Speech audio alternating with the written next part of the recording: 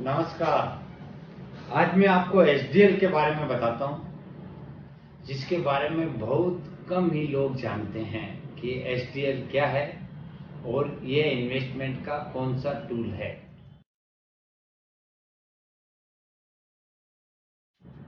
HDL मतलब state development loan. ये भी स्टेट डेवलपमेंट लोन क्या होता है? State development loan reserve bank द्वारा स्टेट गवर्नमेंट्स को फाइनेंसिंग करने के लिए बोरो किया जाता है। जैसे सेंट्रल गवर्नमेंट को फंड रिक्वायरमेंट होता है तो reserve bank government securities issue करती है। उसी तरह हर स्टेट को भी फंड की आवश्यकता होती है। उस फंड को बोरो करने के लिए reserve bank weekly state development loan का ऑप्शन करती है और सब पीडी, म्यूचुअल फंड और सब लोग खरीदते हैं। तो एचडीएल भी गवर्नमेंट सिक्योरिटीज की तरह रिजर्व बैंक द्वारा इश्यू किए जाते हैं। इनका पेमेंट भी हाफ ईयरली होता है। ये भी आपको डीमैट में मिल सकते हैं। इन पर भी कोई टीडीएस नहीं लगता। ये भी अभी आपको फिक्स्ड डिपॉजिट से काफी अच्छी रेट में मिलते हैं।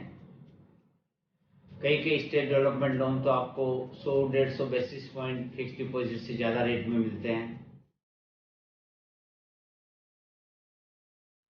किसी भी स्टेट डेवलपमेंट लोन को लेने में आपको कोई तरह का रिस्क नहीं है। हालांकि अलग अलग स्टेट के लोनों में कुछ रेट का डिफरेंस रहता है, लेकिन सभी का पेमेंट रिजर्व बैंक के द्वारा ही किया जाता है।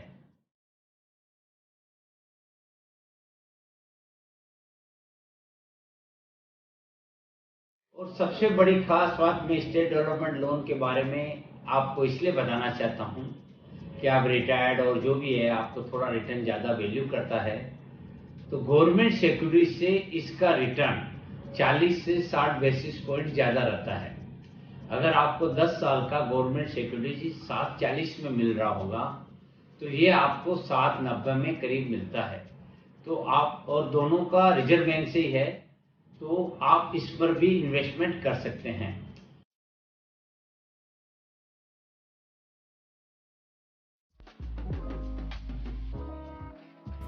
ये भी आपको एनएससी बीएससी के प्लेटफॉर्म पर मिलता है और इसको भी आप 1000 रुपये से लेकर के 1 करोड़ तक किसी भी अमाउंट का आप खरीद सकते हैं। वहां पर जिस रेट में सेलर हो उस हिसाब से आप खरीदें और इसको एनी टाइम लिक्विड रहता है। आप भी वापस एनएससी बीएससी में कभी बेच सकते हैं। तो इस ऑप्शंस को भी आज ही नॉमिनल 5-10 हजार रुपये के अमाउंट से खरीद करके टेस्ट करना चाहिए कि ये किस तरह से आता है।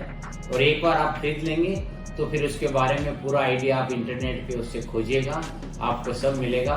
तो मेरा आपसे यही कहना है कि आपका रिटर्न कुछ बढ़े, कुछ इम्प्रूवमेंट हो और थोड़ा लॉन्गर टेन्योर, अगर आपको कोई पैसे की रिक्वायरमेंट नहीं है तो लॉन्गर टेन्योर का खरीदिएगा, क्योंकि आने वाला टाइम में इंटरेस्ट अब ज़्यादा 3-4 महीना बाद बढ़ने का गुंजाइश नहीं है। जब एक बार रिवर्स होगा तो ये आपको काफ़ी अच्छा इन्वेस्टमेंट लगेगा। धन्यवाद।